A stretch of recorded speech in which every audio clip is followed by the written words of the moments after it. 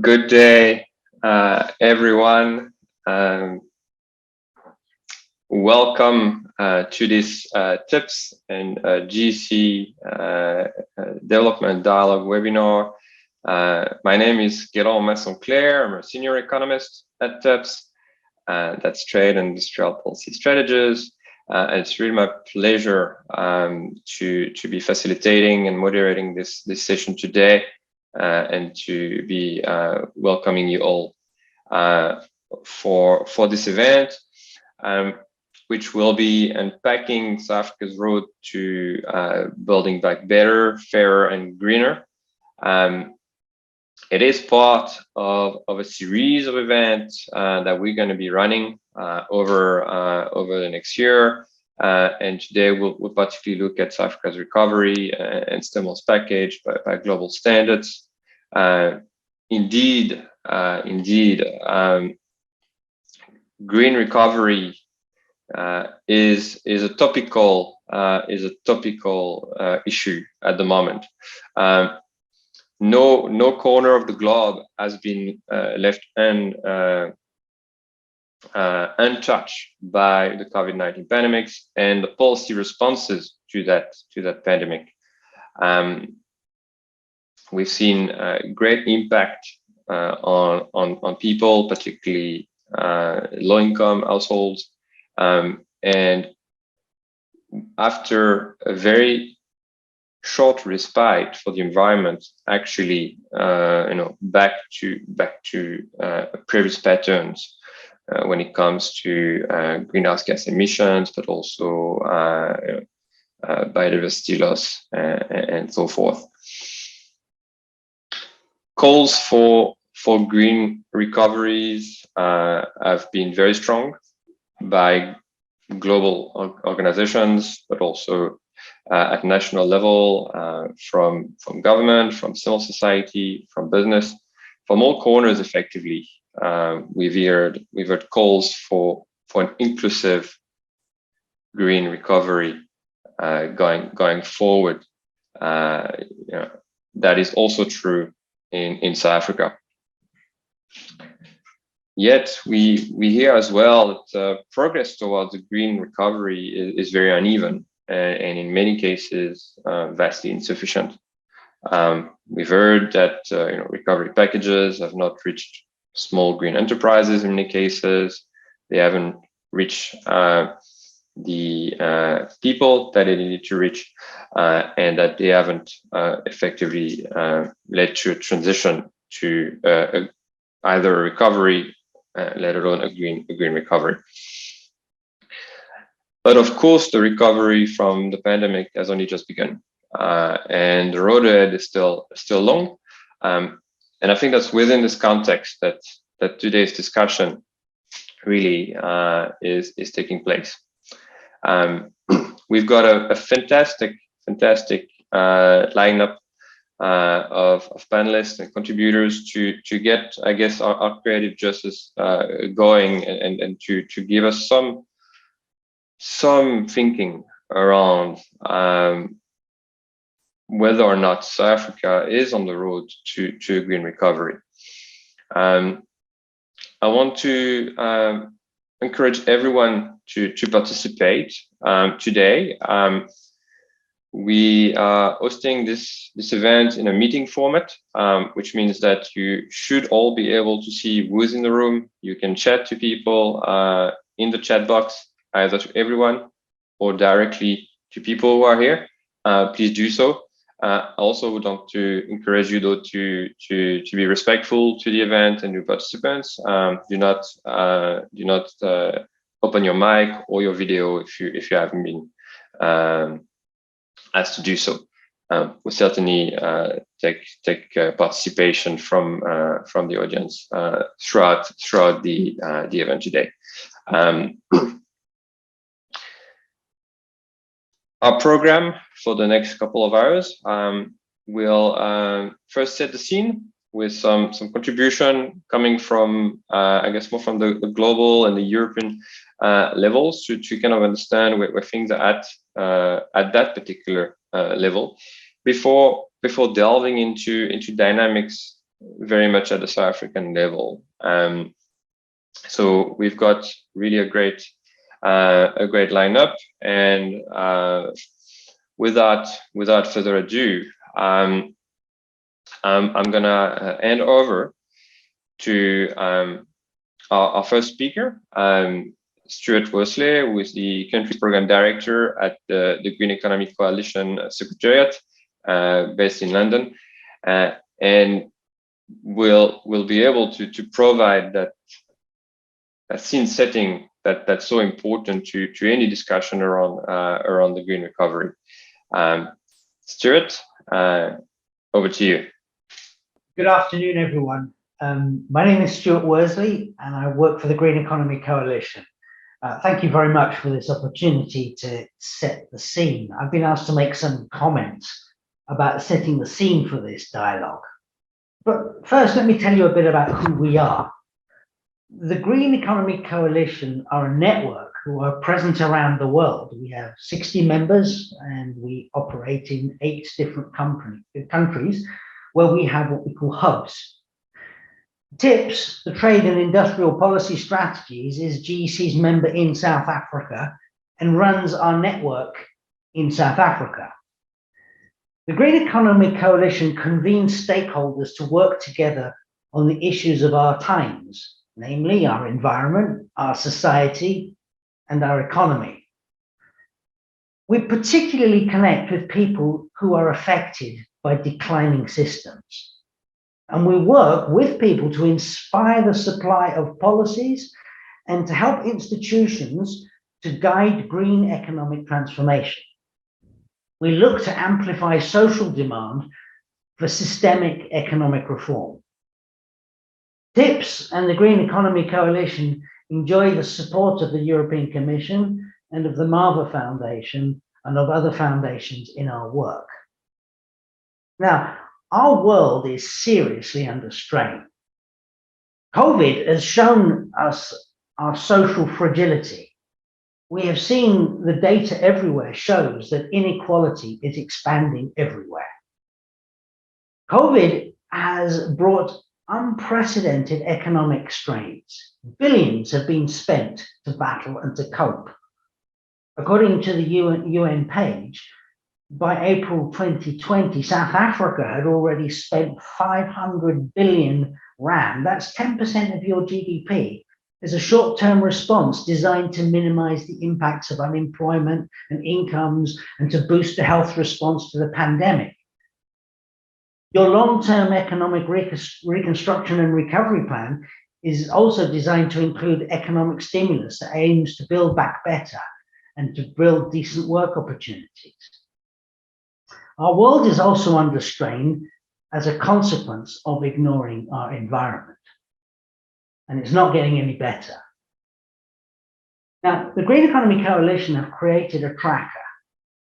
This is a tool to enable citizens to monitor 21 key policies in your countries to see what's going on. Now, we will be showing you this later, but I want to make clear right now, this is a conversation starter.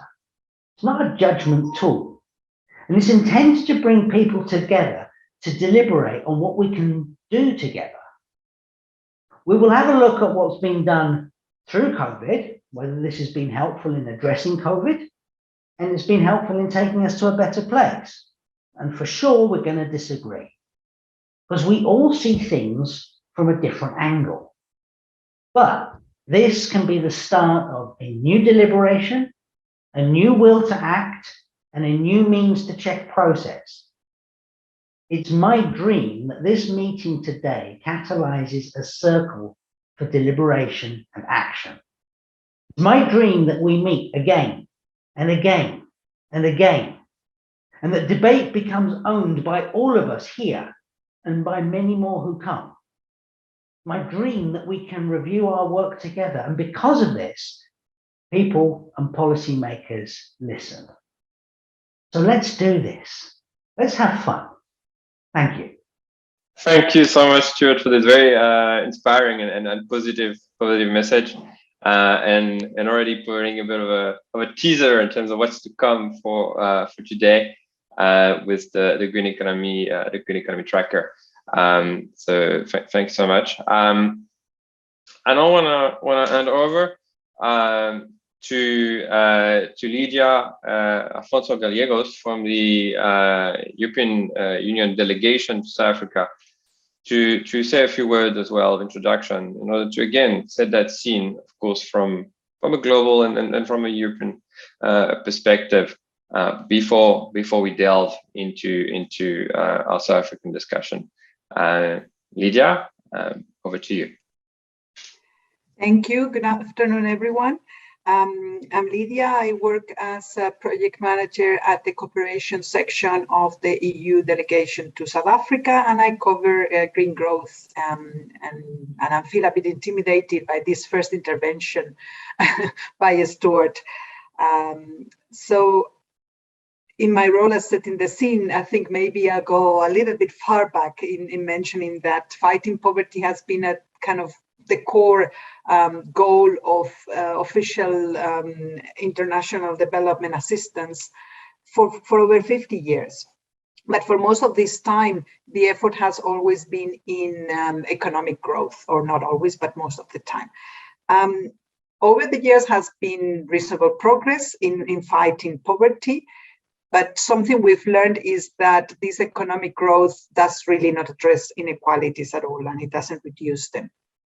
Then more recently, but also quite a few decades ago, the environmental and the climate issue became a growing concern.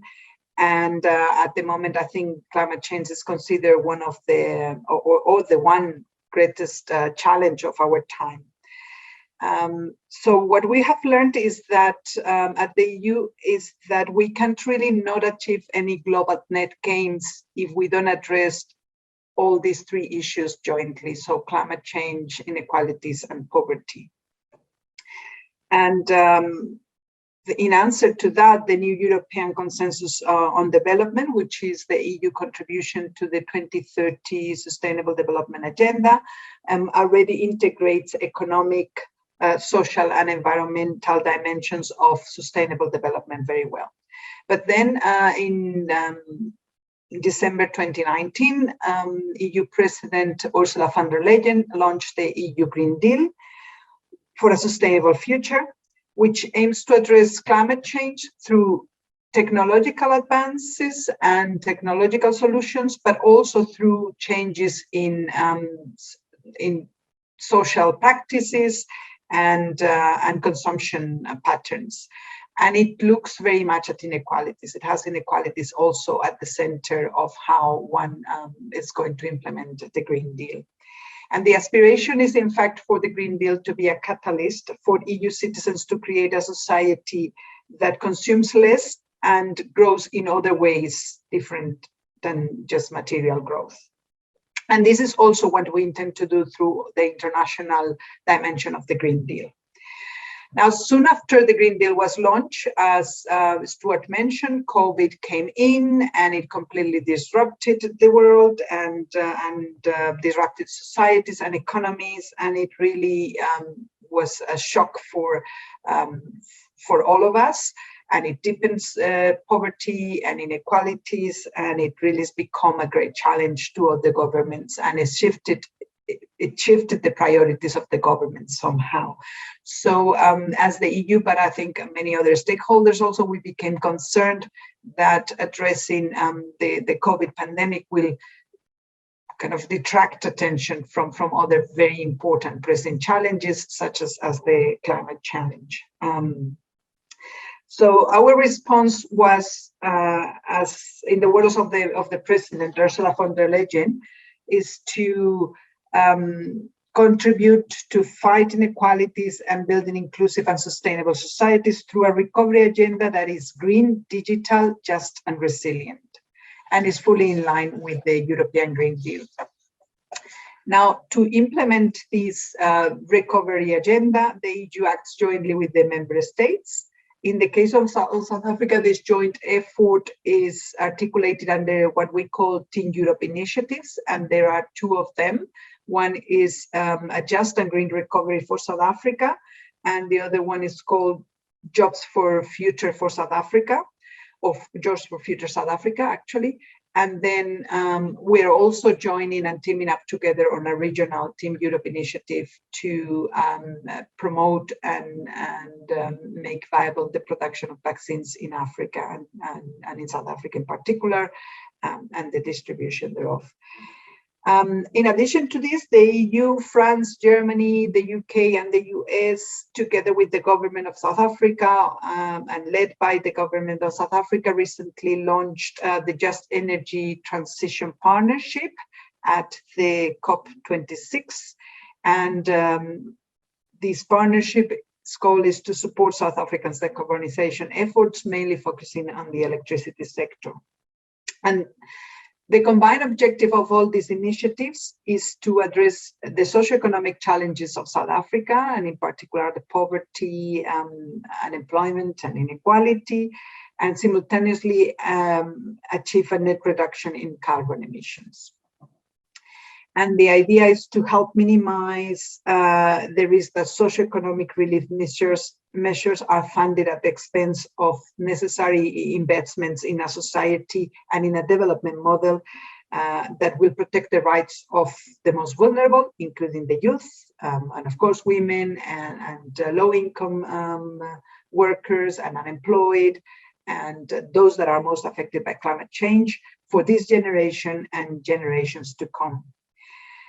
And to do that, we are very aware that the strategies that need to be implemented need to be locally developed and tested, and that is so that they will better fit the needs of South Africa, but also that they will constitute a good contribution to ideas and solutions that might be developed in Southern Africa, in the rest of the continent, and generally in the global South. And this is why we're also supporting the Green Economy Coalition. And this is why the work they do is so important. And I believe that today we're going to hear about their Green Economy Tracker and their Green Economy Barometer. These are very important tools that we need to take into account when designing policies and when bringing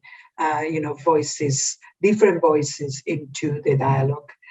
And to finish, I'd just like to mention that the EU has supported the Green Economy Coalition through 2 different cycles. And in this support, what we've aimed to do is to promote dialogue and bring together policymakers and civil society and businesses and communities, and those small businesses as well, and basically everyone, and try to leave no one behind, so that everyone has a voice in building that response that will be people-centered and that will address inequality together with the climate change issue at the local level. And I'm looking forward to the rest of the session and hoping to learn a lot. Thank you very much. Thank you so much, Lydia, I think for those words. Again, I think highlighting very well the context, particularly from the kind of perspective of the EU and South Africa, and I think kind of also telling about of things to come. I mentioned in my introduction that this is a series of events that we're going to be running around the recovery, and certainly one of our next events will be to unpack more the implication of the Green New Deal as well, and what it means for South Africa. So I think already you got a teaser with Lydia there. So that's fantastic. I also want to congratulate my first 2 speakers for being on time. As a facilitator, there's nothing better than running ahead of time. So that's fantastic. It's a good word for upcoming speakers to keep the time as well. Please, everyone, feel free to again use the chat to talk with each other, but also to raise questions. We also invite you to raise your hand if you have questions. It's under the reaction button. You can raise your hand, and then we'll take reactions as well. Let's now dive into dive into South Africa's road to a green recovery, and get that discussion going on whether or not we are on the right path in the country. It's my pleasure to hand over to my colleague Elise Atting, who is a researcher at TIPS and has been working on the issues of green recovery. She'll be supported by a colleague from London, very briefly, Chris Hopkins, who will step in as well on the green economy tracker. To kind of introduce two pieces of work, one more at the policy level and one more at the I guess data or underground level, to get an understanding of are we on the right track when it comes to our COVID recovery. Elise and Chris, over to you both. Thank you very much, Kayla. What a pleasure to be with you and to present this fantastic tool that we really think is highlighting how South Africa is benchmarked against global progress, but all with the view that we are moving forward collectively and to help enrich our discussions in the different areas of policy that we've been monitoring. So I'm going to ask Chris just to give you a little bit of a global view and also just explain a little bit more about how the functionality of the tool. And then I'll take you back to deep dive into South Africa's findings. Thanks, Chris. Over to you. Thanks, Elise. Very thanks for that. Very many thanks for that introduction. So my name is Chris Hopkins. I'm the work for the Green Economy Coalition as our economic policy lead. I'm also the technical lead on the Green Economy Tracker. So I've got 5 minutes here, and I'm looking for some indications that you can hopefully see my slides here. I'm going to see if Elise nods at me. Hopefully she's going to nod. She's nodding. It's all good. Great. So I've got 5 minutes here to give you a really tight overview of the Green Economy Tracker, which is the tool that the Green Economy Coalition have been working on for a good 2 years now in collaboration with TIPS. We've been evolving and developing it. But okay, let's get going. So as you can see here, the Green Economy Tracker, we aimed it to be, it's the first tool of its kind to try and benchmark how nations are transitioning to a green and fair economy. And you can see up here, we've got 41 countries that we have on the tracker. 32 countries we've already gone and reviewed, and we have 9 more already in the pipeline that we're going to be bringing on board. And one of the key things that we're really excited for with the coalition and with the tracker is it's a citizen science platform. It's dynamic, and it incorporates feedback from civil society groups and users around the world. That's really the core of what we wanted to build here. We wanted to bring in experience from lots of different places because we don't have all the answers, but we wanted to start a conversation. So we built this tool that allows us to compare how countries are doing on the green economy and update it over time. And we're really glad that there's GC and TIPS have worked together, and we've got some new data on South Africa that's on the platform, which is really, really great. So how the platform works. We've got 20 trackable policies. These are policies of what we think the green economy looks like. And we built them around 5 different themes that the GEC has been working on for about 10 years, how we think about what the green economy is. And we think about that in terms of governance. We think about it in terms of finance. We think about it in terms of economic sectors. We think about it in terms of people, which is really, really important. And we think about it in terms of nature. So we built the platform on these 5 themes with then 4 kind of specified policies under each area. So areas for progress, KPIs, if you like. And then this year, with the hit of COVID, we added a 21st policy on a green recovery. And we made that as a kind of a standalone that's separate here from these different themes of governance, of finance, of sectors, people and nature. But yeah, we wanted to add something to the platform that really addressed this moment of recovering from COVID in an environmentally sustainable way, and something that was cross-cutting, that brought all the information from different countries together on what they were doing to green their different recovery measures. And we have lots and lots of detail on the platform. This is an example for the green recovery policy. We have a 5-point scoring framework. So literally just 1, 2, 3, 4, 5, trying to assess the ambition of countries on this given policy area. We do this for all the policies on there, but this is an example of what it looks like for a green COVID recovery. So say we would look at what a country is doing, we'd see, are they making significant levels of investment as a percentage of GDP, or are they thinking about green conditionality when they're looking at their recovery plans? Are they looking at carbon? Are they looking at ecological sustainability and natural capital? And are they looking at inclusivity, green jobs, and some of these integrated eco-social approaches that we might be thinking about? That's a big picture of what we're looking at for this policy on a green COVID recovery. And we have a similar amounts of detail there for all the other policies on the previous slide. And really, we're just communicating here. We're drawing from sources that you can see on the right, and we make all that really plain and apparent on the platform. So you can go and look at the data. You don't have to trust our scoring. You can go and look at the data yourself, whether it's from the IMF, is it from energy policy tracker tools, is it from some of these other international agencies. And this is what it actually ends up looking like on the platform itself. This is the scores there kind of spread all around for the 41 different countries. And this is the data from this quarter. It's always updated, it's always changing. And it's really, really exciting when we see it change and evolve. And that's something we really want to be able to show on the platform itself. So hopefully this will work. I'm going to move us to a little bit of a live demonstration, because that's the overview of the platform, but it really, really comes alive when you see how it works and how you can engage with it. So hopefully, if I take us out here, Elise will tell me if this has worked. Hopefully we can now see, this is the website itself, which you can go to here, greeneconomytracker.org. And there are two really important ways into the data here and how we've built the platform. You can look at the policies. As I just mentioned, you can see all the 21 policies here under those 5 themes, or you can go and look at the individual countries. As I said, we have 41 countries on the platform.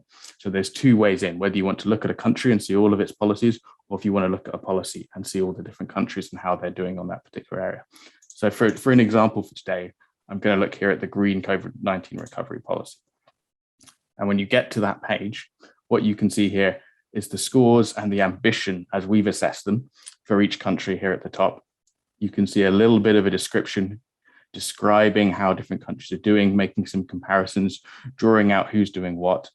And then if you get all the way to the bottom, you can see more detail, all the detail hopefully you want on how we're scoring and what we're saying, what we're using and what we're relying on to make these different distinctions. But the really interesting bit, and I hope this is what actually makes it exciting, is the fact that you can go in here and you can filter and you can sort, you can manipulate the data a little bit. So for instance, we can change this. So if you just want to look at the scores in terms of who's scoring highest, all the way around to who's scoring lowest. So far, this can all change, and it does change over time, but you can also look at it by income level. So you could say who's doing most with least, or who's maybe doing well, but they probably should be doing well because they've got most to spend. You can look at it, the data in some slightly different ways. And if you're interested in, say, the Americas, you can look at just that data as well. Again, using the same sorts. Or today, maybe we're interested in sub-Saharan Africa, and we're interested in who's doing the best in terms of the scoring that we've got here. So that's how you would go and look at this data from a policy perspective. What you can also do, and I'm going to take us briefly back so you can see everything. Today, we may want to go in and look just at the country. So as I said, you can navigate up here and you can click on the country you want to look at, but you can also click anywhere else on the site. So here I'm going to click on South Africa. And that will take us to the South Africa page where you can see all the policy data that we've collected and that we've been updating, working with tips. You have a little brief summary at the top here, just a little editorial. And then you can see what South Africa has been doing under each of these policy areas.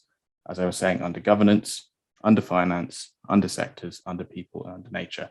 Lots and lots and lots of detail. And you can open each of these up. You can have a read. You can see how we've summarized it. You can see the scores that we've given, and you can see what those scores mean and what the policy description is. But maybe most importantly, you can go and look at the sources. You can go and look at the details yourself. You don't have to believe what we're saying. You can go and read the stuff for yourself. And this is a way of engaging with the data in an interesting way. And maybe for you on this workshop, you've got really interesting stuff that we'd want to incorporate. Please come and tell us. We absolutely want to update this data. We want to make it more accurate and more comparative for South Africa. But maybe the most interesting thing for you might be going and looking at Botswana and seeing what peers are doing in different countries. So that's the other thing to bear in mind. But if you do have input, if you do have things that we've got wrong, things that we can update, that is what the tracker and the tool is about. You can come and click here, have your say, you can put in your details, you can tell us what you're interested in, and you can tell us which policy you're looking at. Tell us what we should add, tell us what we've got wrong, how we can show progress. We can see how governments are making progress, they're moving forward over time, and we can hopefully make this a really useful resource for many, many more stakeholders. I'm going to stop there. I know we're tight on time, but thank you very much, everyone. And thank you. It's been a real privilege to talk to you about this tool we've been building today. Thank you. Thank you, Chris. We really appreciate that insights. Also see some discussions in the chat already from Louise from WWF. She likes the green conditionality in the concept, but she is asking who is the we in the scoring. So Louise, we as TIPS did our independent score of how we perceive the country to be doing, and then the GEC's international or global team also had another review, and we came up with that scoring. But please feel free, I'm going to take you through this in more detail. We'd like to hear what you're saying. We might not have all the time in the world today to go through every score and actually critically analyze and discuss, but we'd like to open up the window and the door for you today to just take a look and engage and indulge and start the conversation. I'm going to just share my screen to take us back to South Africa on the green recovery. So just in terms of our scoring, I think we've got a long way to go, but there is some promising areas in terms of policy that we've got some good ambitions and where we are making progress. So I'll just quickly run through. In terms of the green recovery, COVID-19, you'll see that we've looked at a score of 2. So we do feel that there's still some opportunities to actually grow. And in terms of the next score, which is a little bit more in detail on governance, we looked at the National Green Economic Plan. We've looked at inclusive governance. You'll see on the National Green Economy Plan scored a 2. And, the score, just to remind you, it's the score represents of 2 a superficial and outdated green economy plan with a bit of a narrow scope and unclear commitments. We definitely feel there's room for improvement. And then in terms of inclusive governance, scored a 3. We believe some consultation enabled the policy-making process, such as the private stakeholder committees, the minimal corporate guidance for employee consultation. We feel there is a lot more that we can do in that area. We don't want to be too critical, but it's a reality check at the end of the day. And the SDG business strategy scored a 2. We felt that it's a little bit limited national initiatives from promoting the private sector involvement with the SDG implementation. Wealth accounting, we did look at scoring a 3. We said some wealth accounting subcomponents, such as the natural capital accounts or beyond GDP metrics, are in place at a national level. And we felt that we are definitely making good progress there. Under finance, the Green Finance Plan scored a 2. We feel it's still limited discussions on green finance and unclear government commitment at this stage. Green fiscal monetary policy scored a 2. It's a limited review of environmental sustainability of some fiscal and monetary policy. We do feel that, in terms of green procurement policies, it's not really in place, and there might be some scope to look into this in more detail. Safe and accountable banks scored a 3. So we would feel it's still ad hoc and maybe more voluntary financial stress frameworks that's in place. Pricing carbon scored a 3. So the carbon tax trading schemes are still a little bit underdeveloped, but some early trials are underway. Then if we move over to sectors, we're looking at the Green Sectoral Policy Plan, scored a 2. It's still weak, sectoral sustainability policies. And we feel there's definitely a lack of coordination across sectors. Small business support scored a 2. There's limited general support for SMEs to adopt green business models. And we also find within more targeted sectoral initiatives, talking to specific LGEs, local green entrepreneurs, there is incubators, there's BDS programs, but it's definitely still not mainstream in terms of moving all small businesses to become a little bit more greener and to help decarbonize the economy, meeting zero net supply chain requirements in the future. Carbon budgeting scored a 3. So the carbon budget's planned but not implemented. It's a bit inconsistent with meeting Paris Agreement targets for the 2 degrees Celsius. Clean energy policy scored a 3. It's moderate renewable energy targets, but lacking credible long-term implementation plans or coverage of all sectors. And then people, moving over to people. On green jobs, scored a 2. Green jobs and inequality issues is recognized in the green economy planning, but very limited actions to proposed. Pro-poor policy scored a 4. We feel that we're quite advanced in this area. Some good examples of pro-peer policies integrating environmental factors are in place. So well done, South Africa, for that. Participatory policymaking scored a 3, also not bad. Consultation processes is partially in place, but impact assessment procedures might be lacking. Innovative social protection scored a 3. Some innovative social policy pilots is underway, but still lacking a clear strategic approach. Then we are moving over to nature. In terms of oceans and land conservation, we scored a 3. The initial SDG 14 and 15 strategy is in place, but implementation targets are unclear. I think this becomes quite a common thread, is the fact that there's policies, but they're not yet committed to very specific timelines and implementation targets across the board. And natural capital accounts scored very high at 4. And we revised this one quite recently. So the natural capital strategy is in place with comprehensive accounts and is maybe still under development, and initial accounts is available. Some of it might be still in some stakeholder engagement processes. The Natural Capital Committee scored a 2. We limited expert input on natural capital biodiversity is recognized by government, but no formal body. Then nature-based fiscal reform scored a 3. And we feel that the green fiscal reforms under development, some pilot schemes are limited into environmental taxation reforms is in progress. So I would like to maybe just pause here, Galo, before we go over to the bulletin. The Green Economy Bulletin is more giving us a reality of what's on the ground. The policy is obviously ambitious targets that our country is setting out. But I would encourage you, if we don't have that much time, because we still have a fantastic panel, we'd love to hear what National Treasury and some other really key experts are saying in terms of science of green recovery in South Africa.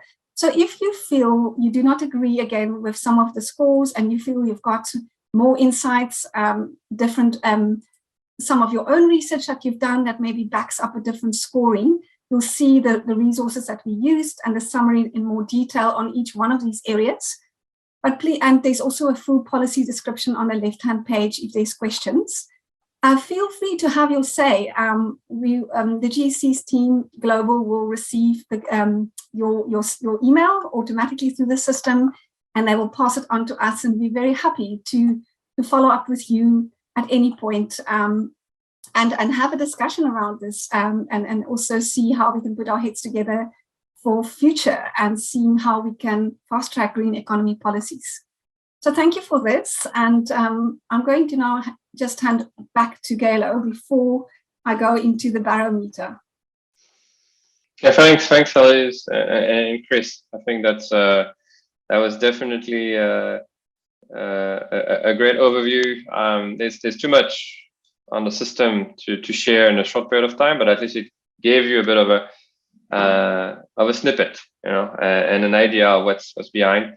I think the key message, I think, for me from Chris and Elise, that this is not necessarily a definitive scoring. It's here as a conversation starter, and it's really important that we use that as a way to get the conversation going. You agree? You don't? Let's engage. It's there for that. And have your say. Elise showed you how. I think we'd love to hear from you on this. It's meant to be a living tool and really a reflection of the discussion in the country. But I'm gonna ask again. If you have any questions or comments, feel free to raise your hand again using the reaction button. Or if for some reason can't find it, just put a comment in the chat, and then we can engage on that basis as well. There's already a bit of discussion around the blue economy, I see, and thanks Chris for answering on that. But really feel free to contribute. I want to end back now to Elise very briefly. You got 7 minutes left, Elise, to give an idea as well. Another kind of little insight into another piece of work that we're doing to effectively complement this green economy policy tracker with some of the dynamics on the ground in terms of how are we moving towards a green economy in South Africa in concrete terms. So Elise, back to you. Thank you, Gayla. And I also just want to acknowledge that we are having a look at the chat, and thank you for the vibrant discussion. We do really appreciate it. And thanks, Mbali. I agree with you. There's still lots to do, and it's wonderful to have the right people in the room who are able to influence policy. All right, I'm going to just share my screen again, and we can head over into our barometer, also a very exciting initiative. And Gayla, I promise to stay on track. So this has been an interesting process for us at TIPS. We find that, you know, there's a couple of green economy trackers across different organizations internationally and locally that are looking at the green economy. But for TIPS, we really wanted to put our green trade hats on. You know, industrial policy is very important, and that's where we are coming from with our voice, and not necessarily only the environmental view on it, but definitely looking at the economic, social and environmental indicators with the lens of industrial policy. So yes, let me give you a few, maybe just also to mention that the indicators at this stage is very high level. We spent about a year on this process and gathered data for about 45 indicators. And it's been a long process, but it's also been a very valuable process to understand the gaps in the data where we can't tell this accurate story. And we've had some fantastic collaboration opportunities with Statis A and Sanvi. We thank you for entertaining us and really working with us in terms of a lot of the data on the environmental side. So what I'm presenting today is really a high level of key indicators that we've extracted. There's around 8 of them. And we are looking to publish a paper on this and in the next coming weeks. And then it will be expanding. We are looking forward to this barometer, if available, and if we see a lot of the indicators and data is expanding, maybe over an annual period. It might also be biannual, depending if there's really a lot to say, if we can have data to give those kind of progress indicators. So just to take you on the economic side, we looked at industry. And what was really important for us that stood out on the industry is looking at your renewable energy, electricity supply per source, really understanding e-mobility, and also looking at your energy efficiency in terms of the intensity of the economy. And I'm going to maybe just give a few highlights on that. In terms of renewable energy, the electricity generation per source is as a percentage of the share of fossil fuels. And the graph on your left-hand side, I'll just use my cursor with the red, you'll have a look to see that the main source of electricity in South Africa is definitely coal, the most obvious one. Over the 34-year period, the share of coal used to produce electricity increased from below 50% to approximately 70%. Nuclear energy is the next largest source of electricity. So renewable energy is still very much lacking in this picture that you see. Going to the graph in the middle on e-mobility, we are looking at the annual passenger vehicle sales in South Africa in units from 2010 to 2020. So a nice 10-year view. A lot of the data were not available in 10-year views. So we were thankful for the periods that we could actually get the right data. The annual sales of diesel increased between 2010 and 2015, and diesel sales took a drastic drop from 2019 to 2020. The annual share or sale of petrol has fluctuated over the last decade. Between 2012 and 2016, the decrease in annual sales occurred. And then the sale of electronic vehicle sales increased between 2010 and 2012, before decreasing and fluctuating between 2013 and 2016. So another decrease in the share of electrical vehicles occurred between 2016 and 2018. And before it increased again 2018 to 2020. So we are looking forward to really look at what's happening in the e-mobility space in terms of green trade. Under energy efficiency, we looked at energy intensity in nominal terms. the sources of from study that TIPS did, and we're looking at energy intensity of South Africa in the terajoules per rand per million in nominal terms. Your energy intensity is a measure of the energy inefficiency of an economy, and it's calculated as units of energy per unit of GDP. So what we're seeing as a high energy intensities that indicate high price or cost of converting the energy into GDP. Low energy intensity indicates a low price of cost of converting energy into GDP. And the energy intensity for industrial sector fluctuated between your 1993 period and 1999 before decreasing between 1999 and 2003. There's been substantial decrease in energy intensity since the 1993 period. And then I'm going to move over to just look at green trade. I'm glad to see my animation is working on this slide. Sorry if I bombarded you in the previous slide with a lot of information. If we're looking at green trade, that we feel that this is really an important indicator for South Africa, looking at South Africans' exports and imports of green goods. Globally, the green trade is increasing. There's a high potential areas. Although South Africans export green goods, imports are double the size of exports. Localization increases opportunities for import substitution, and exports of green goods remain a small part of South Africa's broader export basket and are dominated by catalytical converters. South Africa's import of green goods has grown off a low base and driven by renewable energy technologies. So quite promising in that area. Let me just move on. In terms of R&D, we also looked at R&D and we looked at your green patents. We found these are also really good indicators. And the scale of R&D, and I'm conscious of the time, Gayla, so I might just skip a few and go a little bit quicker. The scale of the R&D in South Africa is insufficient. We find that there's some good foundations in place to build upon the transition towards a green economy. And about 20% of the R&D goes to green activities, and there's a vibrant activity into green patents. So a bit of a positive story today to tell over there. We also looked at a number of social indicators. So we've just finished the economic indicators. In terms of the social indicators, we looked at food security and water security. And under food security, South Africa has a double burden of malnutrition.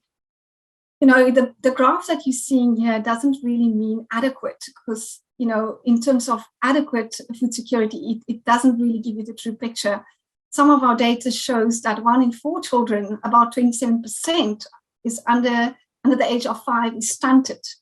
And in contrast, 1 in 8 is overweight. So severe acute malnutrition is one of the 3 leading causes of child deaths. And the number of stunted and overweight children is increasing. So we really need to look at the quality of the food, not just filling an empty stomach at the end of the day. In terms of water security, we understand that there's many measures in terms of water security, but what we've just pulled out for you for today is looking at the percentage of households reporting water disruptions in 2020. And you can see under the red here for the national view at 28.6. And you can see across the different provinces also the alarming rate, especially in Mpumalanga. You know, and some of the countries are really experiencing severe water disruptions.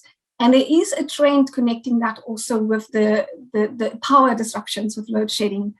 And then if we look at the household access to wash, you know, in the 1996 to 2016 data, it's also showing that, you know, there's about 3.5 million households who have no access to improved sanitation, and 1.7 million had no access to improved pipe water.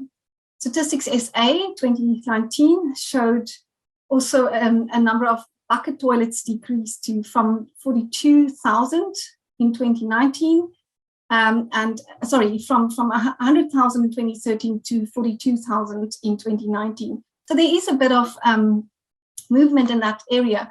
But what is quite important is also to look that 89% of the households with some access to piped or tap water was in 2020. 75% had direct access, and they do measure the amount of taps, but they don't always measure the amount of working taps and the quality of the water that those taps provide.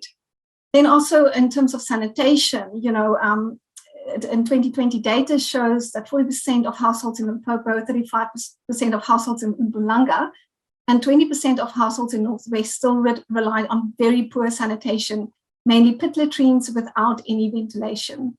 And this is quite concerning.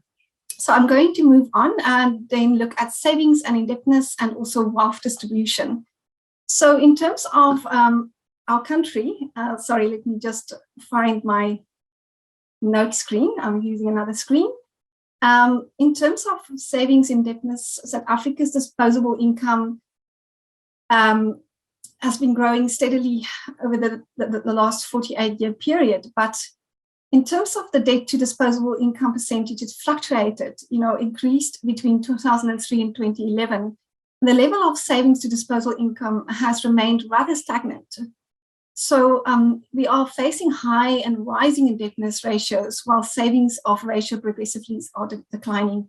Our country is not good at saving, and this is what we really need to start looking at. That's what the data is saying. Then in terms of wealth distribution and ownership, we also looked at really where is the wealth sitting in the country. And that is just a graph showing the ownership and control of large businesses remained disproportionately white-owned, although representativity did improve after 1994. In 2017, a sample of 306 listed companies in South Africa were looked at, and this is how we were analyzed. I might not go into all of the detail at this stage, but we're welcome to send the slides, and also we will be sharing our publication with you. Then moving over to environment, which is really important. We're looking at climate change. We looked at our greenhouse gas emissions per sector, and we looked at ecological footprint. We are aware that there's a number of other indicators that we can report on, but just due to the time limitation today, we selected these two. So South Africa's share of global cumulative carbon emissions, we emitted 464 million metric tons in 2012, with the energy sector contributing to 84% to overall emissions. So greenhouse gas emissions grew 44% from 1990 to 2012, with the energy sector increasing emissions by 127 of the CO2 emissions in the same time period. So quite interesting and important to look at how industry is playing a role in climate emissions and the energy intensive sectors. Under ecological footprint, we know South Africa is below the global average of 2.7 greenhouse gas emissions per hectare. So the country is in an ecological deficit. But we need to also look at how it doesn't mean that we're in a positive, you know, out of 151 countries, which South Africa was measured against, South Africa ranked to number 80, roughly in the same range as Botswana and Brazil. But it also represents that South Africa is the fourth highest footprint of the sub-Saharan countries out of 37 countries. So yeah, that's the reality on the ground at the end of the day. And this concludes our discussion. I will put my email details in the chat for anybody that would like to engage with us. Sorry for being so rushed, but we will distribute our publication and circulate for commentary. Thank you.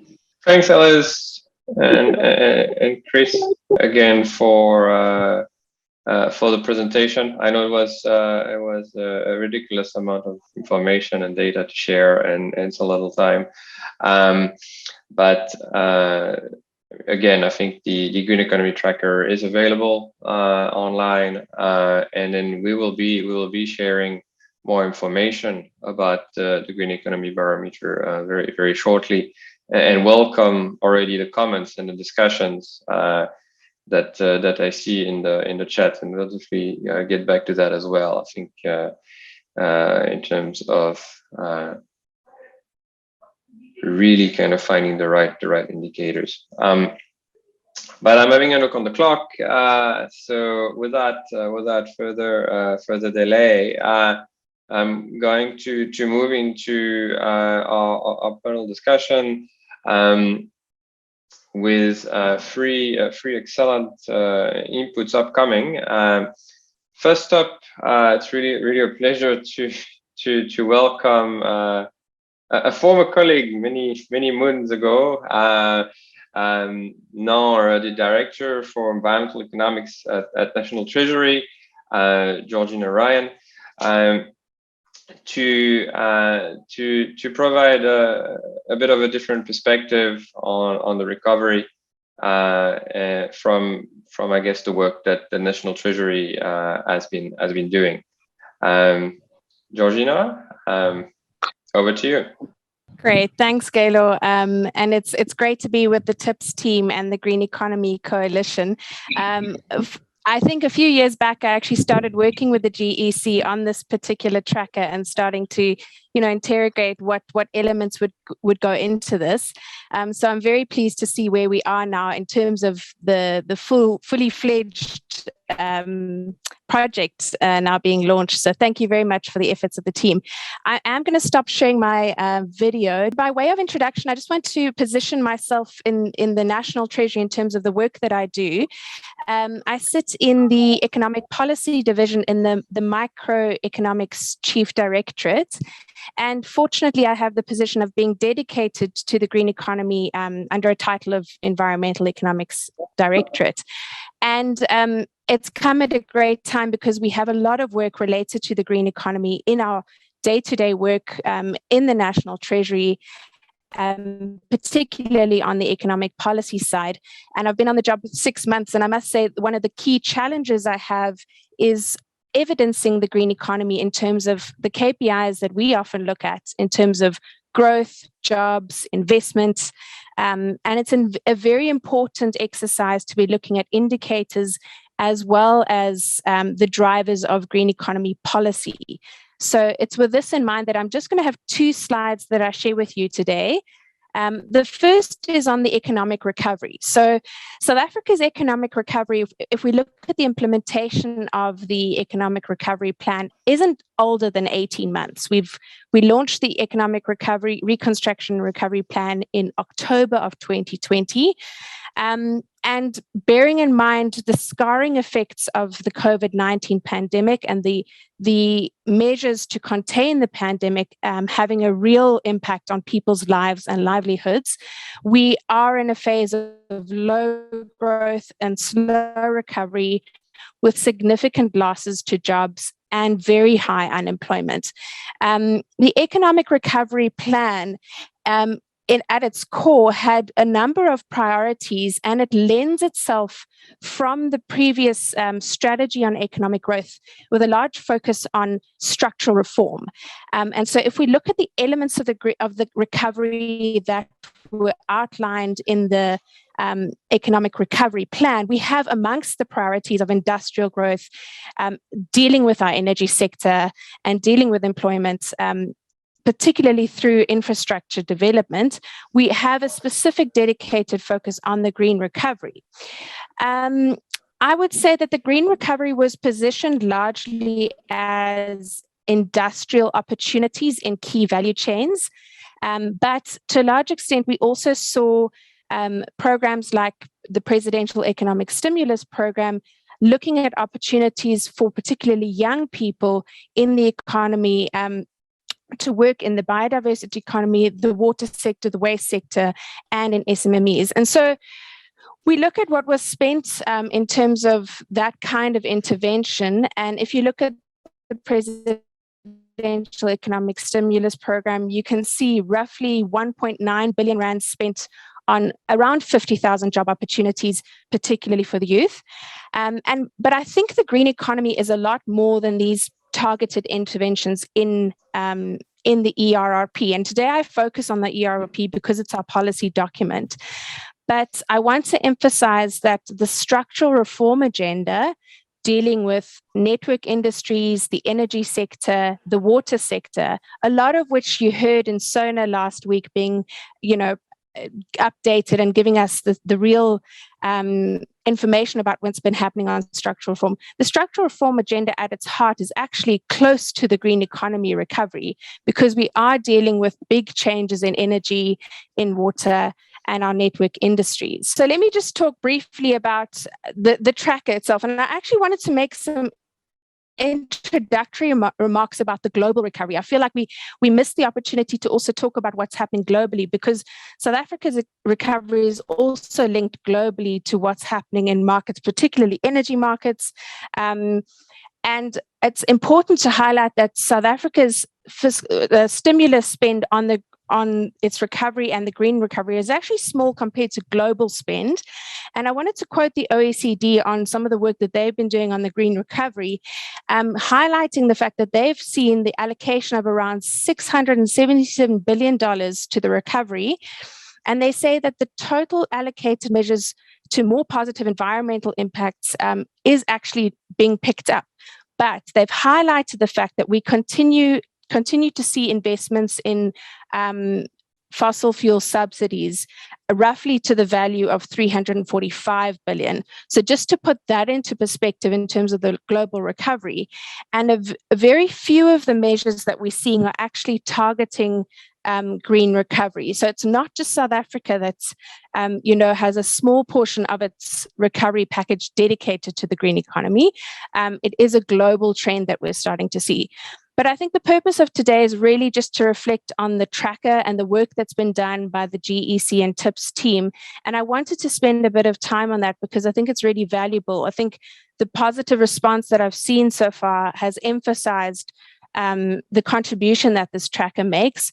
And I noticed that, it's the honesty and the humility with which this team is also discussing the methodology and sharing what's known in the tracker is very helpful because, we've seen globally things like ease of doing business reports, the integrity of that methodology was at risk, and now we no longer have that as a reference point, for example.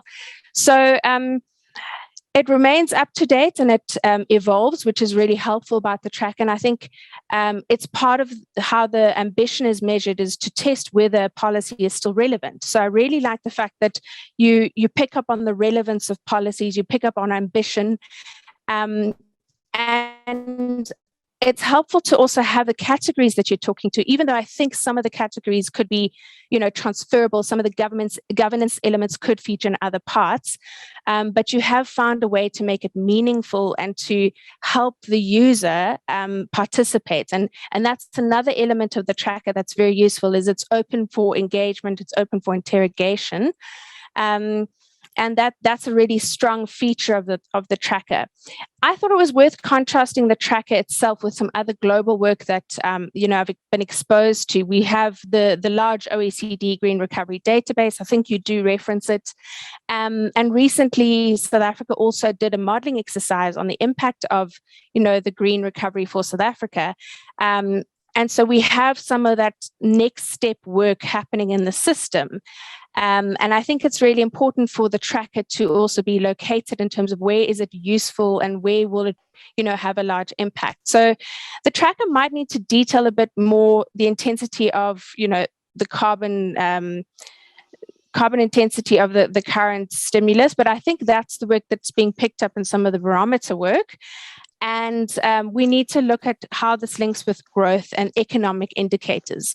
But having understood how the tracker is compiled and what its purpose is, I think it's really important to keep the scope limited. So at the end of the day, we also just need to understand which instruments and tools and methodologies are fit for purpose. And I think what's been really great about today is that you've positioned the tracker as something that talks to the policy level, something that is relevant for a wide range of stakeholders.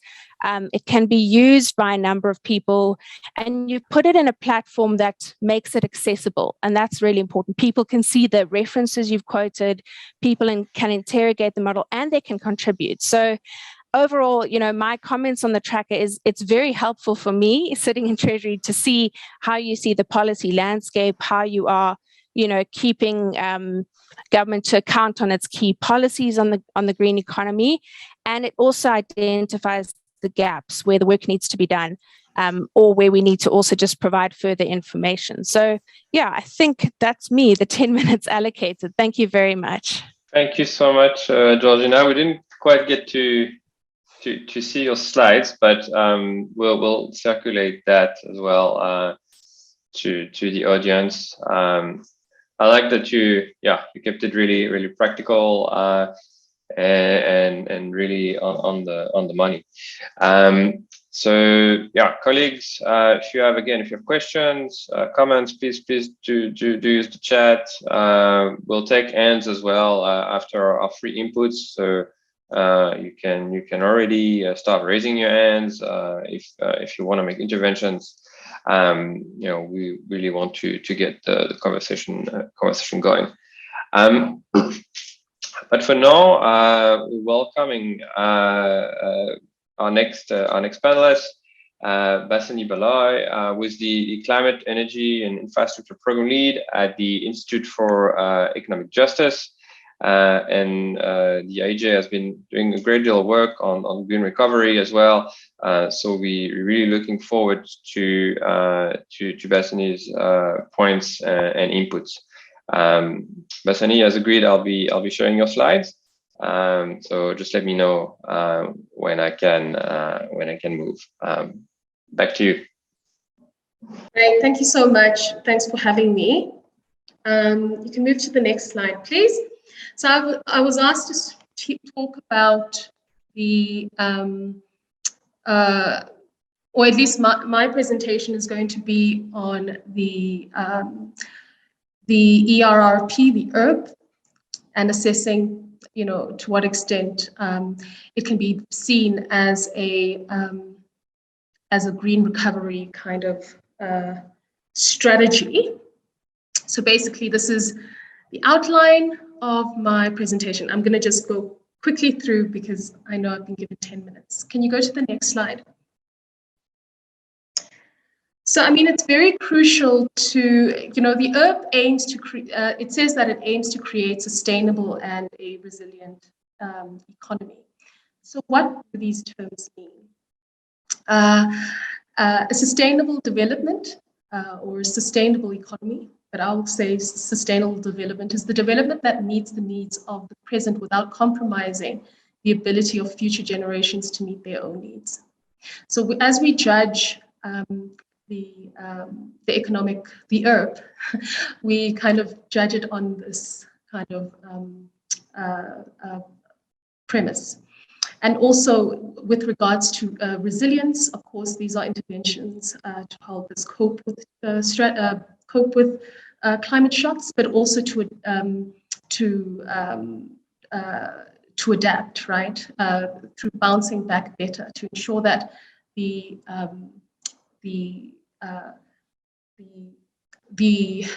change of, like, the changing systems that, or the end state is not one that is that causes further harm.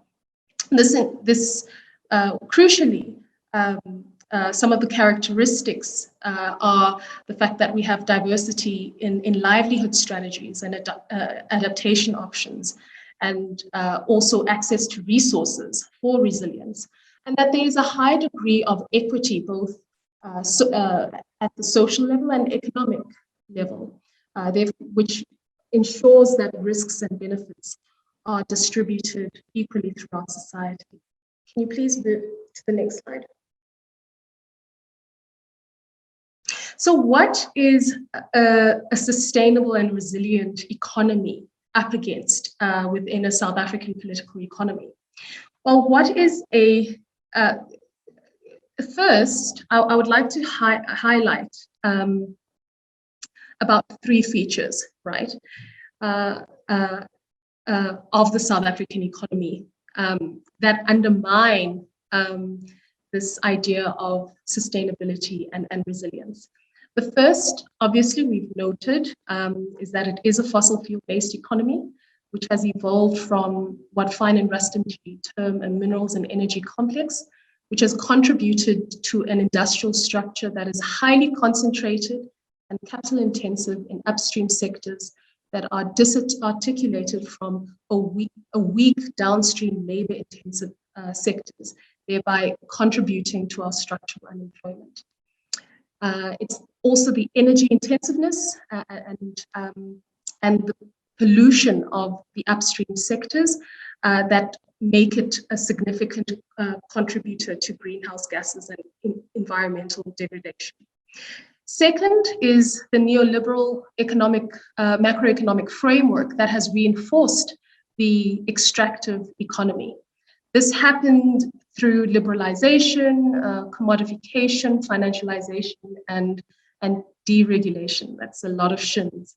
And this is part of a broader global macroeconomic orthodoxy that is centered on the idea that the market is best and most efficient allocator of resources. So companies are allowed or even encouraged to pursue profits at all costs, including at costs of the environment and climate, under the assumption that the wealth created will eventually trickle down. And third, there's the spatial inequality in the urban and rural settlements that shapes access to resources of the working class, right? In the urban setting, economic activity is located far away from the urban working class, therefore generating like the inefficient and unequal land use and inequalities in public service distribution contributes to greenhouse gas emissions and reduces the livelihood strategies of the working class, therefore weakening their resilience. And in rural settings, there's deepened concentration of ownership in arable land to a white minority, and progress in land reform is slowed down by a market-based land reform approach. Can you please move to the next slide? So these are the list of key measures that the ERP proposes as a pathway to sustainable and resilient economy. There is a strong emphasis on job creation that is carried out in our push towards accelerated infrastructure provision and energy security, and also for energy security's sake, and also in industrial policies and sectoral policies, where there's a drive towards localization and import replacement. And then, as Georgina has mentioned, the public employment scheme is also focused on job creation, and where there are many opportunities for green jobs that have been identified in that. And then there is a push towards gender equality and what it calls economic inclusion, which it mentions is important, is achieved through representation of women in all spheres, and including gender mainstreaming procurement policies, right? And then, of course, there's a section on the green economy, where there's discussions on water and energy efficiency in public buildings, and how these can be used to leverage, or how these can be leveraged to develop a local labor-intensive industry for SMMEs. And then in terms of macroeconomic interventions, focus on tax relief and debt relief as well. Can we move on? So in terms of how we assess the ERP and its green recovery credentials, the ERP does not fully commit to structural transformation that embodies sustainable development and resilience. Structural transformation refers to the changes in the structure of the economy that shifts away from an extractive, commodity-dependent economy towards increased diversification, labor absorption, and sustainable economic development. And this means that industrialization is pursued in a manner that does not cause environmental harm. However, a read of the ERP, one sees a highly contradictory developmental path that reproduces a fossil fuel base. For instance, in industrial policy, a blanket approach is used for minerals beneficiation that does not distinguish between the beneficiation of fossil fuels from the beneficiation of minerals that are needed in a green economy. If we are to beneficiate, we ought to do so away from fossil fuels base and strategically identify minerals that can actually support a green economy. This is an example of how, instead of green industrialization that is aimed at sustainable development, the ERP focuses on greening industry, which is to do a few things in a pretty nice way that seem green, but reinforce the same unsustainable structure. The macroeconomic framework as it is has not shifted from only prioritizing from budget surpluses and low inflation. And even worse is that the ERP gives generous tax breaks to companies when the revenue is needed to support recovery efforts. There's also an emphasis on private financing of infrastructure through public-private partnerships, in spite of the world of evidence that suggests that these only cause further sovereign indebtedness. You'll recall that following the EU debt crisis, there was a moratorium against their use. At worst, they commodify public services, which creates inequalities of access, and this reinforces gender inequality as women are left to fill in the cracks of unaffordable social services through their unpaid labor, which impedes their ability to earn a living and climate resilience, given the care needs that climate shocks create. There's also an emphasis on job creation, which is obviously vital. The public employment scheme identifies a broad range of sectors, including green jobs for job creation, as outlined earlier. Here, the ERP has almost beat its target of creating over 500,000 by creating over 500,000 jobs. However, what has become clear is that these jobs, including the green jobs, are not decent jobs, as they are temporary in nature and there are no pathways to secure jobs. By squeezing labor, we are not creating enough aggregate demand to stimulate the economy within a sustainable developmental path. Can you move to the next slide, please? Here I highlight some principles and measures for a sustainable and resilient economy. First, there needs to be a fundamental shift away from the MEC towards a caring, rights-based economy. This is an economy that constitutionally guarantees everyone the right to life's basic needs, that secures human and planetary well-being.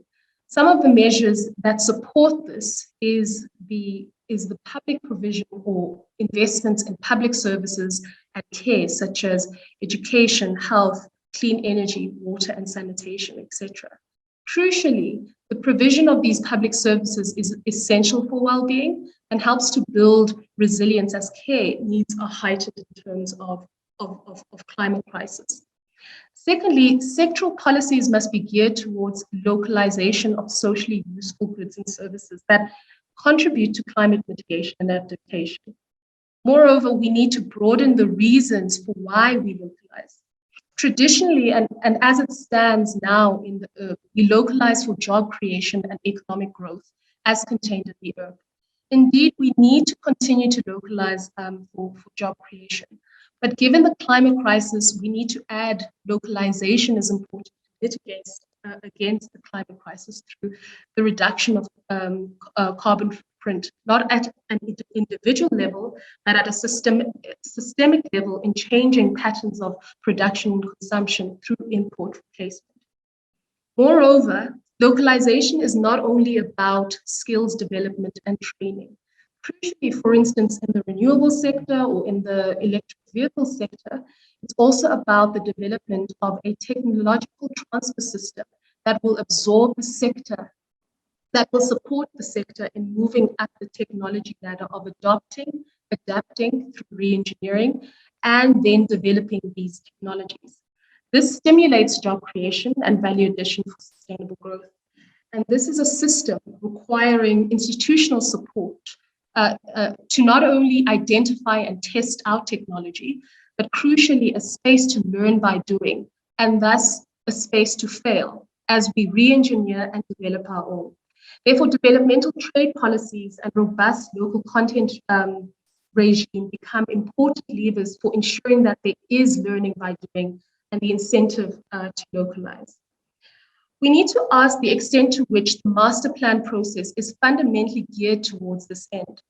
While most plans say very little about climate change, in the agriculture master plan, for instance, climate is infrequently sporadically integrated into cross-cutting objectives, and most value chain level plans have nothing on this issue.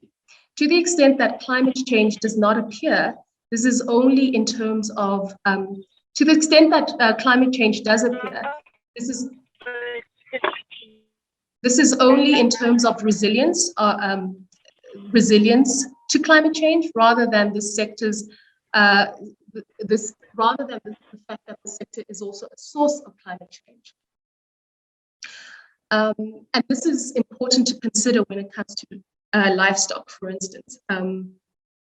Crucially, the caring rights-based economy and sectoral policies that allow for economy-wide structural transformation towards a sustainable development support the creation of green jobs. However, these jobs must be decent, meaning that living wages are guaranteed and rights at work are honored. Moreover, to manage transitional risks in vulnerable sectors, the idea of advanced skills training for new sectors, job guarantee in the public employment program, and a universal basic income grant become extremely crucial in managing job losses. And social protection will also need to be designed for climate risks. A UBI can support this. Doing right by workers means that we can stimulate aggregate demand that is needed for full employment. The structure of South Africa's economy is highly concentrated, which means that many are denied access to resources that can help sustain lives by diversifying their livelihood sources, which are needed in terms of climate shocks. Land and sustainable agrarian reform that is supported by extension services become extremely crucial.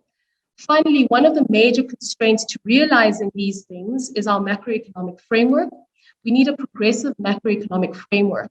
What this means on the fiscal side is that we need to broaden the scope of revenue generating instruments, which do in fact exist, or the possibility of which could exist if they were explored.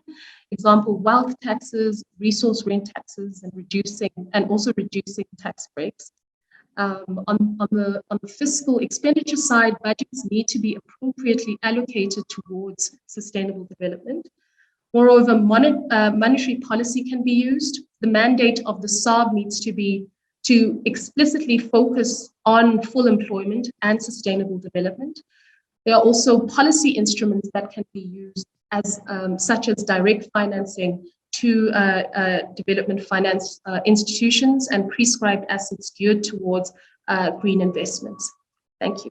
Thanks so much, Basani, for this perspective. I think really great review of the recovery plans so far in South Africa, and really I think provides a lot of food for thoughts and for discussion, and really taking a critical view of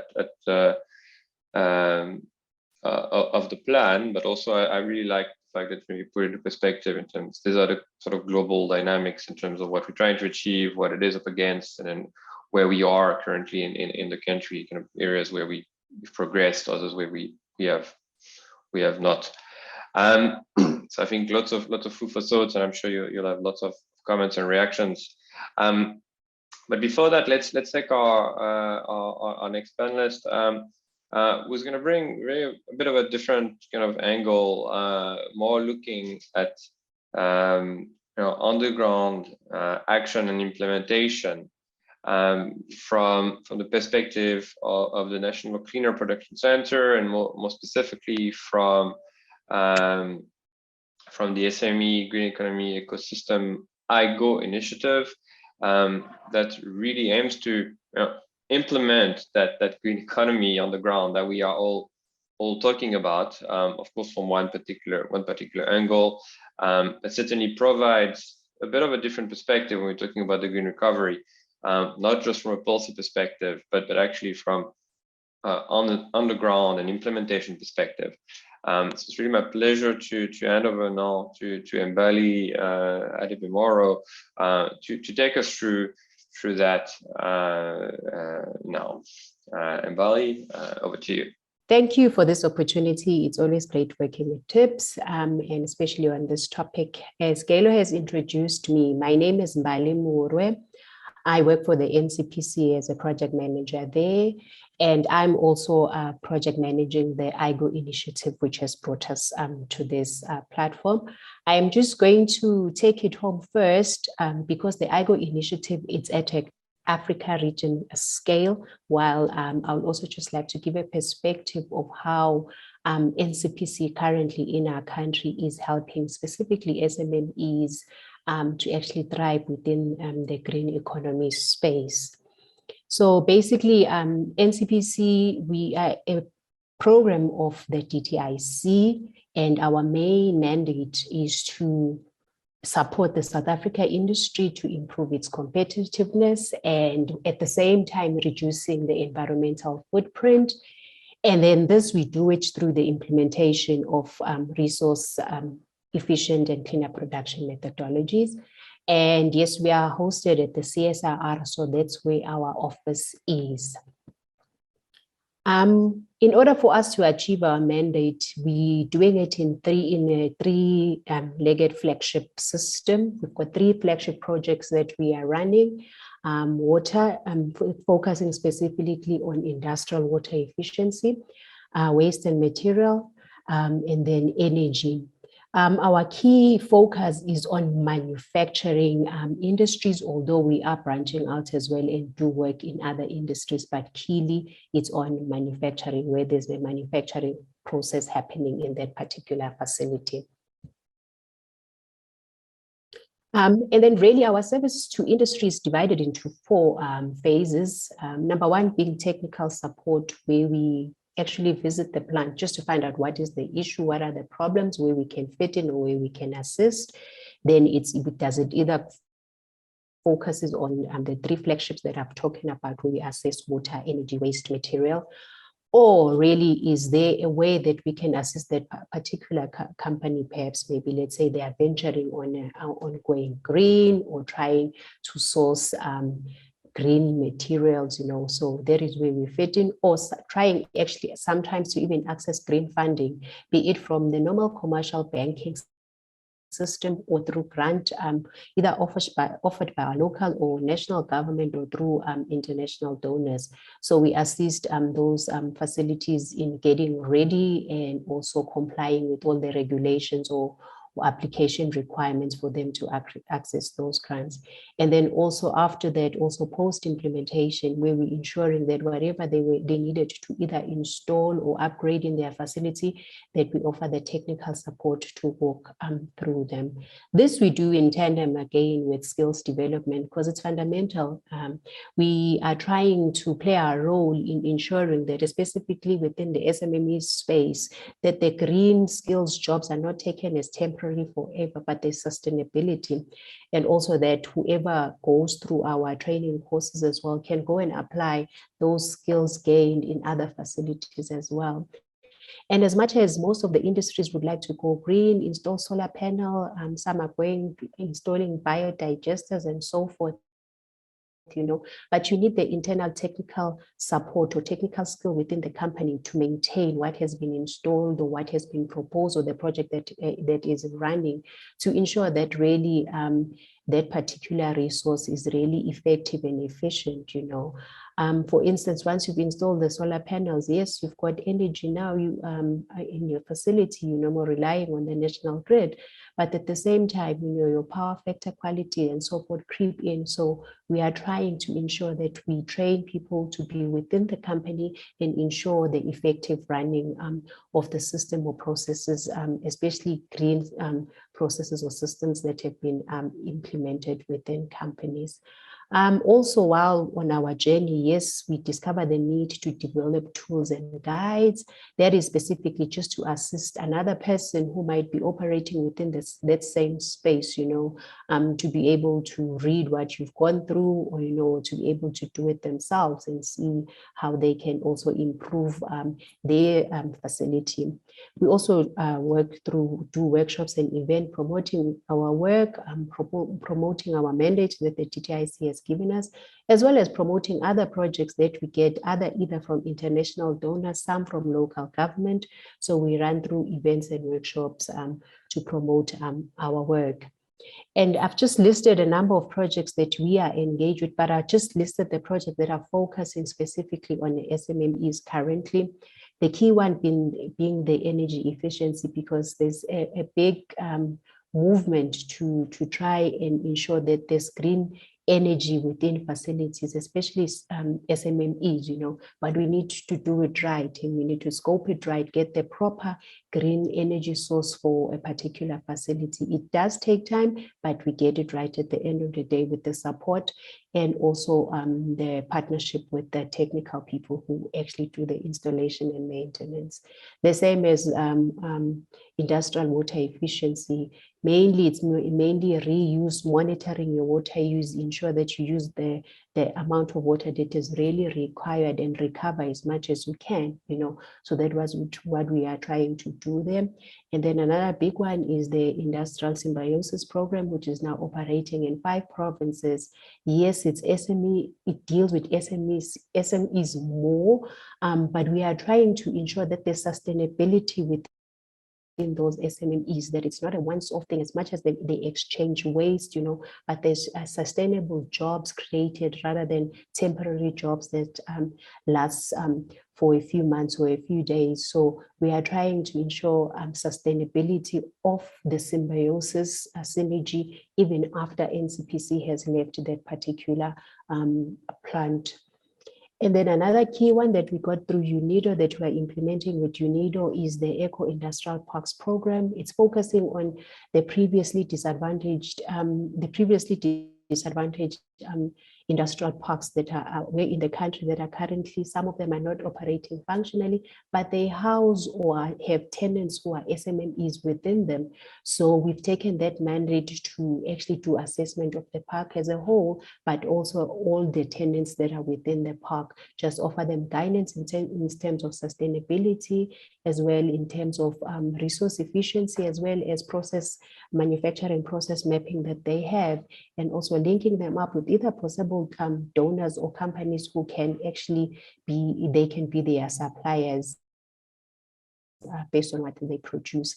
So these parks are like your Goangoa, your Babelech, which is next to us, your Putadichaba. So those parks are the ones that are part of this program. We are anticipating that the program will be a success, and our key focus is to ensure sustainability of the project, even if after NCPC has left. We are also doing a life cycle management program, a bit with, not necessarily with SMMEs, but as we identify an SMME that requires that, we do those projects. We are also currently involved in an RECP finance project where we are trying to ensure that we also equip ourselves to understand how do you access green financing, which companies are positioned for what type of green financing. So those are our main things that we are currently doing at this point in time around that. We've also got the internship program, which is actually in 2 phases. One is within the NCPC, where we place interns within organizations for them to learn and be the resource efficiency skills and apply them in the companies that we're placing them in. And then again, at the same time, we've got a program that we run with the Department of Tourism, where they also place interns within the hospitality sector establishments, but they are beefing them up with being equipped in green skills or resource efficiency skills. We're also doing a few sector support programs. We've got the Tanneries project that is currently running. A key element of that project as well is SMMEs. It's really progressing well. And then we've got the boundaries through the National the National Foundry Technology Network, which we've now been merged into one with NCPC. They are also focusing on ensuring that the foundry industry is productive, it's competitive, also ensuring that localization happen and reviving the industry by offering technical support. And there are foundries as well there that SMMEs, and we are keeping a key focus on that. We've also got the Green Chemistry Project, although at this point in time, there's no SMMEs involved in it at this point in time, but as the project progresses to the next phase, we anticipate the involvement. And then lastly, the project that I'm working on, it's called the IGO Initiative. I'll just give you 2 slides explaining what it is and how it's working. Okay, now. Okay, my slide is not moving now.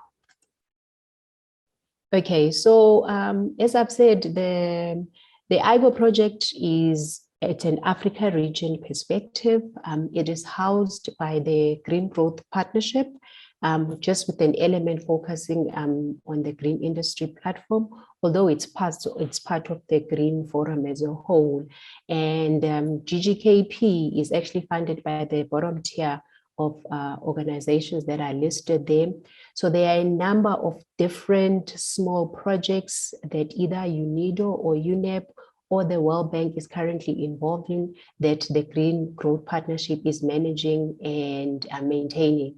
So the IGO project is one of them. So that is how the IGO project fits in this slide. It resides with the Green Growth Knowledge Partnership. And as South Africa, we were selected by UNEP to be the implementing partner for the Africa region.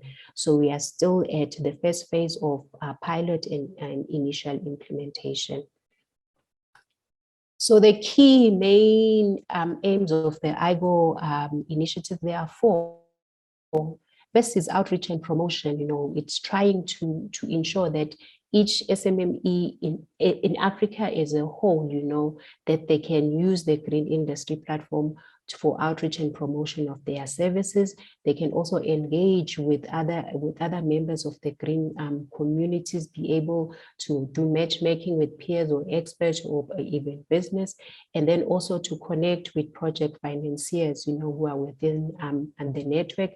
And lastly, as from our side, is just to consolidate the feedback and give our feedback to the funders and as well to SMMEs on what are the trends that we've been picking up in the implementation of the program. So basically, the IGO system is working in 3 phases. One is the SMME Support Center. We are trying to put everything in one basket, where we get all the relevant tools, either training or financing solutions, specifically focusing on SMMEs that are offered to the Africa region in one portal. That's what we're trying to do. And then tools and guides that have been developed that can actually benefit the SMMEs in the Africa region, as well as trainings that are offered across the region. And then number 2, it's a self-assessment tool, still focusing on green energy, green resource use, so you can, as an SMME, log in and do a quick assessment, and then you get real-time and tailored a report based on the input that you've given.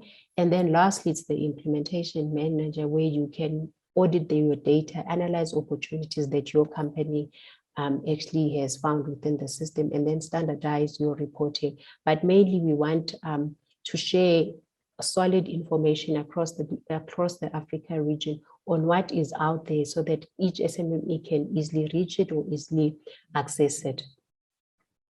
And then, as I've said, the Africa pilot project, but there's other 2 pilot projects that are currently happening, still funded by UNEP and UNIDO. There's one in the East Europe and then Central Asia, and then us in Africa, and then the last region is the Latin America and the Caribbean. So these 3 pilot projects are currently running in tandem, although they are not at the same level at this point in time, but they are anticipating that all of them, the initial phase, will be done within this current year. So the next step for us on the IGO project, specifically on the Africa region, is to launch this platform with all these resources, market it as much as we can to as many SMMEs that we possibly can. The official launch will be on the 17th of March this year. And then we are still securing and connecting with potential partners. This is a phase that will never end because we need to update whatever is on the system and also ensure that we remain relevant. If there's update, we do the updates.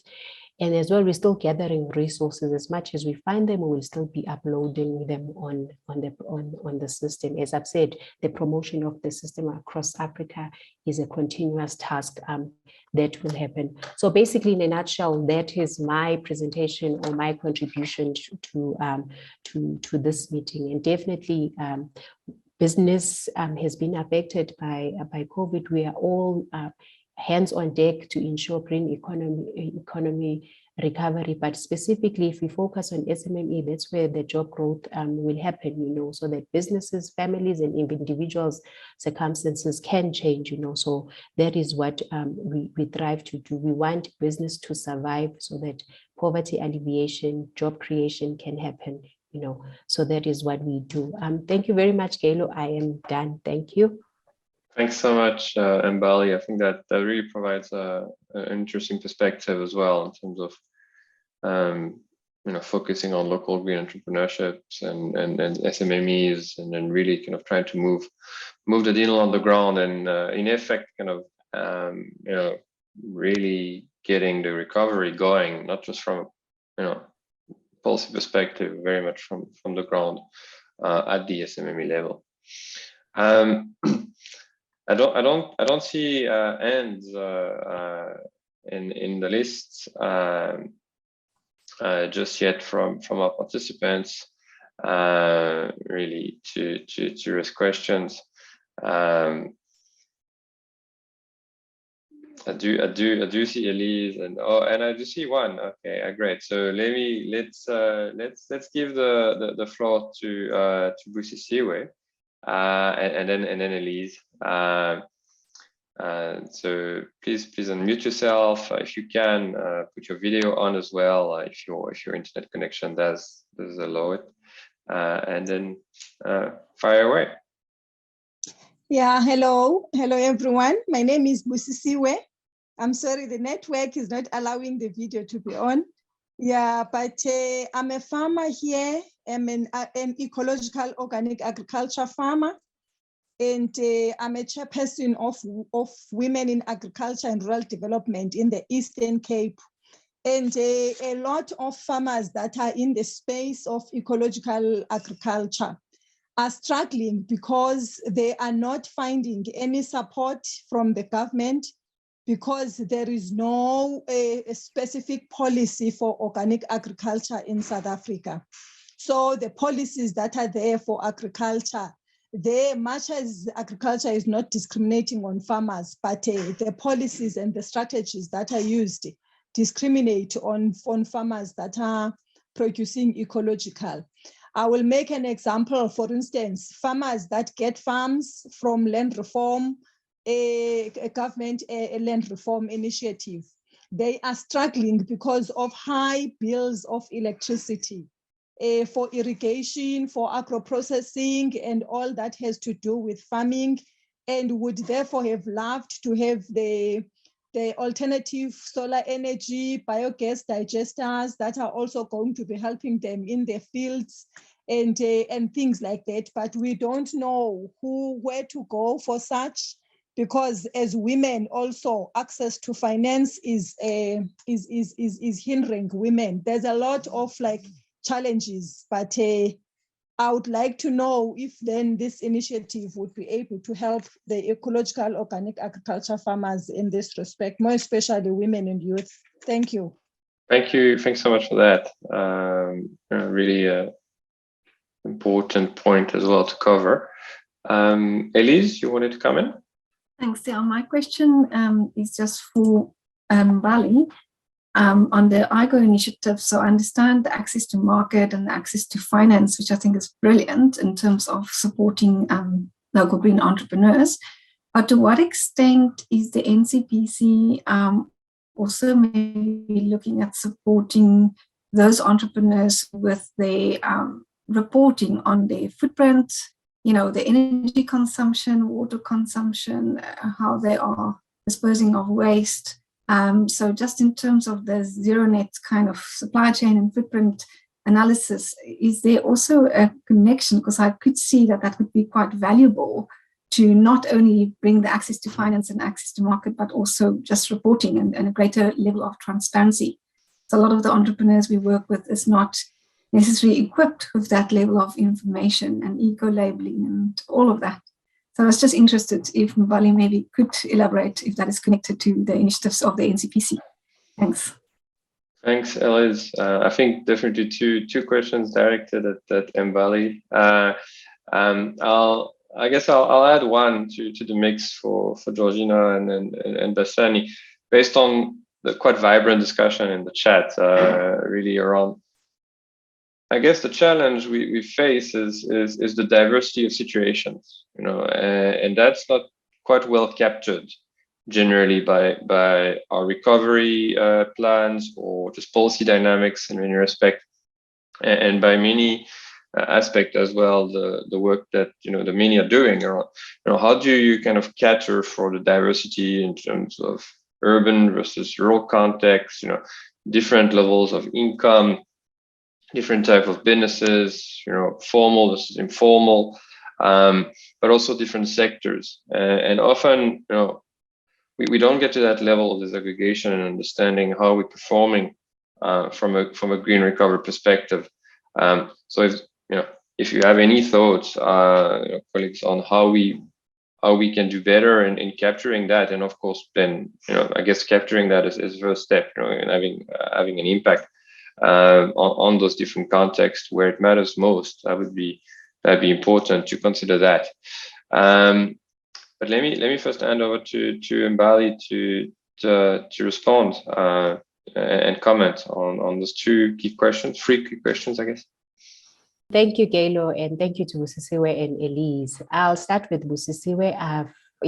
She's jotted her email. I'll touch base with her after this conversation, because I just need to get a better understanding of what they do and how they do it, because we offer our services at a place where there's already a manufacturing system happening. So I will get that information and then we can take it further with her. And then coming back to Elise's question, yes, we do assist companies in terms of reporting, carbon counting and reporting. And we're doing it in 4 ways. I'll specifically focus on Africa, on South Africa as NCPC. So for the carbon tax reporting, the 12L calculation and reporting, developing company baselines. There is for water and for energy, specifically energy, not necessarily electricity, but any forms of energy. It can be gas, it can be fuels.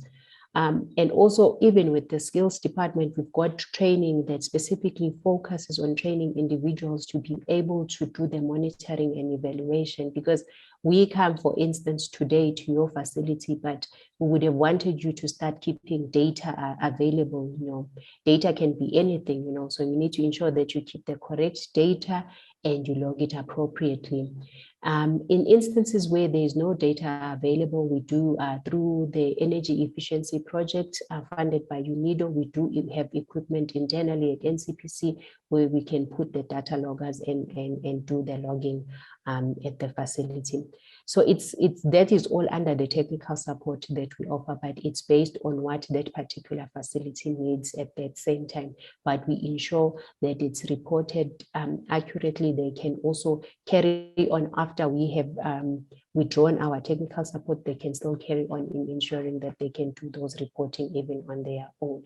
With the 12L application, yes, we do come to the gap analysis from the start till the end, and then up until the report is submitted for review to the panel. We do have also internally our staff who sits on the 12L panel. So at least as we structure our way of doing things, we understand what we need to do when we get to those facilities. But what has keenly moved or happened quite frequently is the 12L application. But the challenge is in most companies, we don't have data. There's no loggers. If it's energy or water, it's based on estimates from a municipality, or if there is a meter, it's not frequently maintained or calibrated, or the information is not downloaded at the required time, or there's gaps within the measuring system. So that actually gives, takes the project to zero, if there's no data available. But then we do actually come in and guide the company how to keep and monitor data. Because in all these evaluations or calculations, the fundamental thing is that the company must have the appropriate data. With no data, there's really minimal that you can do. So that is why we would like to do everything in tandem, to get a company, yes, to do the project, but get one of its members to also attend our skills training programs, so that at least we leave that skill within the company to carry on and ensure that the data is collected and kept appropriately. I hope I've answered the questions sufficiently, Elise. Thanks so much, Mbali. And I see in the chat some people are keen to hear more about the initiative. So I think you can get in touch directly with Mbali and take it from there. I think that's fantastic to see the enthusiasm around that. As we draw to a close, I'm going to hand over to Bassani first for some comments and reactions. Bassani, back to you.